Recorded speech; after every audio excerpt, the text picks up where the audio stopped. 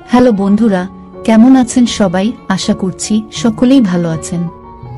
তো বন্ধুরা, আজকে তোমাদের জন্য নিয়ে এলাম খুবই মজাদার একটি ঘটনা।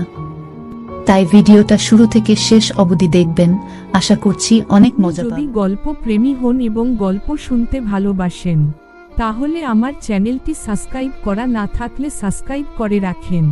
আমার তখন ছাত্র জীবন। পলিটেকনিক্যালে পড়ার সুবাদে নবম শ্রেণীতে ভর্তি হবার জন্য ঢাকা চলে গিয়েছিলাম এখন থেকে প্রায় 10 বছর আগে। তারপর পড়াশোনা শেষে ছোটখাটো একটা চাকরিও পাই ঢাকাতেই। এদিকে গ্রামের বাড়ি খুব একটা যাওয়া হয় না বললেই চলে। সব মিলিয়ে গত কয়েক বছরে 20-12 যাওয়া হয়েছে কিনা আমার সঠিক মনে নেই। আর আত্মীয় স্বজনের কথা তো ভুলতে বসেছি বললেই চলে। এই তো কয়েক মাস আগের কথা, বাড়ি থেকে একটা চিঠি এসেছিল আমার বিয়ের বার্তা নিয়ে।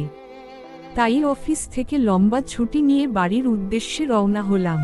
অবশ্য আমার পূর্ব পরিকল্পনা ছিল বিয়ের পর আবার ঢাকাতেই ফিরে আসব, আর সে কথাটা বাড়িতে জানিয়ে রেখেছিলাম অনেক আগেই। গাড়িতে উঠলাম, ছোট গল্প। বাসে বসে ভাবছি বিয়ের জন্য কনে হিসাবে কাকে পাব। কনের বিষয়ে আমাকে কিছুই বলা হয়নি, আর আমার নিজস্ব কোন পছন্দ নেই, তাই পিতা মাতার পছন্দটাকেই প্রাধান্য দেই। এক পর্যায়ে বিকালে গিয়ে বাসায় পৌঁছালাম। আমার বাড়ি আসার সংবাদ শুনে কমবেশি অনেকেই এসেছিল কুশল বিনিময় করতে। এমনি করে রাত হয়ে গেল। জায়গায় জায়গায় খণ্ড খণ্ড গোল মিটিং চলছে। এরই মধ্যে মা এসে আমার বিছানায় বসলেন। বললেন, বাবা, পাত্রী সম্পর্কে তোমাকে কোন কিছুই অবগত করা হয়নি, কারণ পাত্রীকে তুমি ভালো করেই চেনো আর আমাদের ইচ্ছা তুমি তাকেই বিয়ে করো। আমি মায়ের কথা তেমন কিছুই বুঝে উঠতে পারলাম না। তাই বললাম, মা, তুমি কি বলতে চাইছো পরিষ্কার করে বলো। মা তখন উত্তরে বলল, তোমার বড় চাচার মেয়ে কণা। কণার কথা শুনে আমি তো হতবাক। যে মেয়ে আমাকে ছোটবেলা থেকে ভাইয়া ভাইয়া বলে ডাকতো, আর সে কিনা আমার বউ হবে। অবশ্য সে হিসাবে কণা অন্য 10টি মেয়ের তুলনায় একেবারেই অতুলনীয় একটি মেয়ে। বুদ্ধিমত্তা, রূপ, গুণে অনন্য একটি মেয়ে। অবশ্য গত 10 বছরে আমি যে কয়বার বাড়ি এসেছি কখনোই তাকে ভালো করে দেখতে পাইনি। কখনো বা কাজের ফাঁকে একটু আদটু দেখেছি। যতটুকু দেখেছি ততটুকুতেই ভালো মনে হয়। ছোট গল্প। আমি মাকে জানিয়ে দিলাম তারা যাকে খুশি তাকেই তাদের ছেলের বউ বানাতে পারে, এতে করে আমার কোন আপত্তি নেই। রাত অনেক হয়েছে। বাড়ির মুরব্বীরা ছাড়া সকলেই ঘুমিয়ে পড়েছে। আমারও ঘুম পাচ্ছে, আর মনে মনে ভাবছি কণার কথা। একই উঠানে আমাদের ও তাদের বাড়ি, হয়তো সকালেই তার সাথে আমার দেখা হয়ে যাবে। সে আমাকে দেখলে লজ্জা পেতে পারে, হয়তো আমিও আমার অনুভূতির কথা তাকে বোঝাতে পারবো না।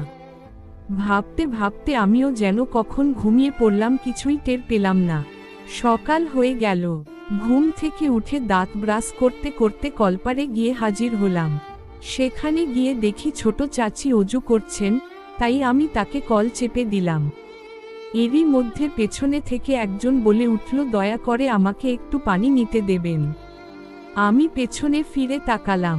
দেখি কণা। আমার চোখে চোখ পড়তেই সে খালি কলস নিচে রেখে দৌড়ে পালিয়ে গেল। আর ছোট চাচি খিলখিল করে হেসে উঠলেন, বললেন, মেয়েটি লজ্জা পেয়েছে। আমি তখন বললাম, সে লজ্জা পেয়েছে বিধায় আপনার হাসি পেয়েছে, তাই না চাচি আম্মা?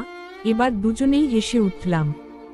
সারাটি দিন অতিবাহিত হলো গল্প করে আমার ছেলেবেলার বন্ধুদের সাথে। কিন্তু কণাকে সারা দিনে আর একটি বারের জন্যও দেখতে পেলাম না। আগামী পরশু দিন আমাদের গায়ে হলুদ এবং পরদিন বিয়ে, তাই দূর দূরান্তের সকল আত্মীয় স্বজনেরা আসতে শুরু করেছে। আজ সারাটা দিন কেটে গেল আত্মীয় স্বজনের আগমন দিয়ে। পরদিন সকাল ভোর বেলায় আমার এক ভগিনাকে দিয়ে কণার সংবাদ আনতে পাঠালাম, আর বলে দিলাম আমি বটতলায় দেখা করতে বলেছি। ঘরে একা একা বসে অপেক্ষায় আছি, এমন সময় খবর আসলো কণা রান্না করছে আর বিয়ের আগে কোথাও দেখা করতে পারবে না। সংবাদটি শুনে মন খারাপ হয়ে গেল, কিন্তু কিছুই করার নেই, গ্রামের পরিবেশ সমাজ রক্ষা করে চলতে হবে তো। এদিকে বাড়িতে যেন মেহমানের ঢল পড়েছে, আগমন যেন শেষই হয় না। একে একে সব আত্মীয় এসে হাজির। দিনের বেলা যে যার মতো করে ঘুরে বেরিয়েছে। আর রাতের বেলায় উঠানের মাঝে বসানো হয়েছে গল্পের আসর। অবশ্য কণার সমবয়সী মেয়েরা কণার ঘরে বসে গল্প করছে, হয়তো কণাও তাদের নিয়ে ব্যস্ত আছে। আমার কথা ভাববার সময় কি তার আছে?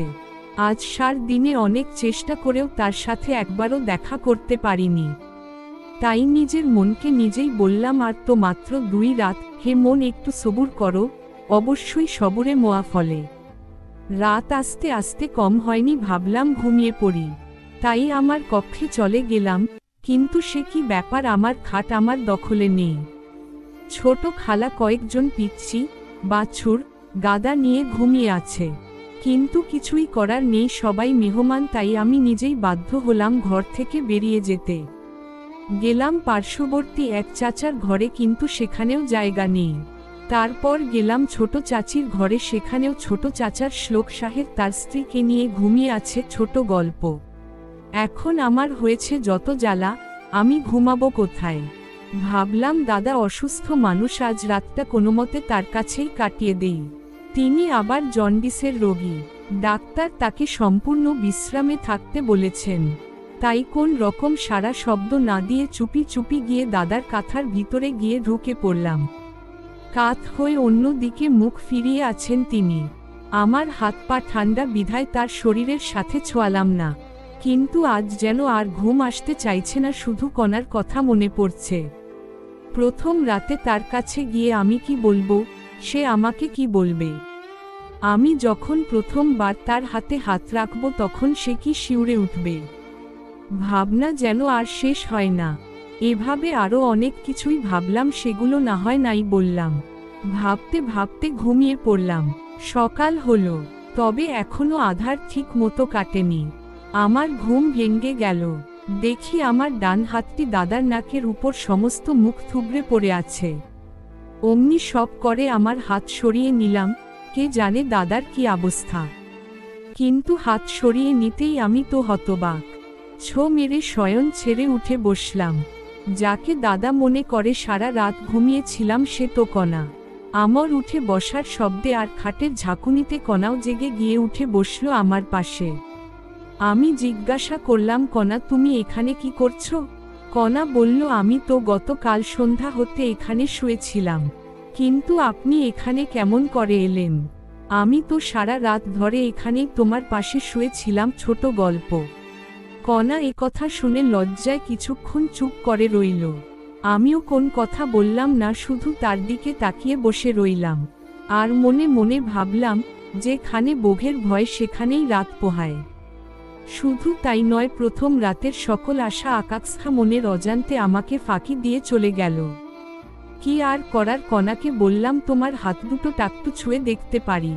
কিছুক্ষণ চুপ থাকার পর কণা বলল, সারা রাত এক বিছানায় পাশে শুয়েছিলেন, অনুমতি নিলেন না, আর এখন হাত ছোঁয়ার জন্য অনুমতি চাইছেন।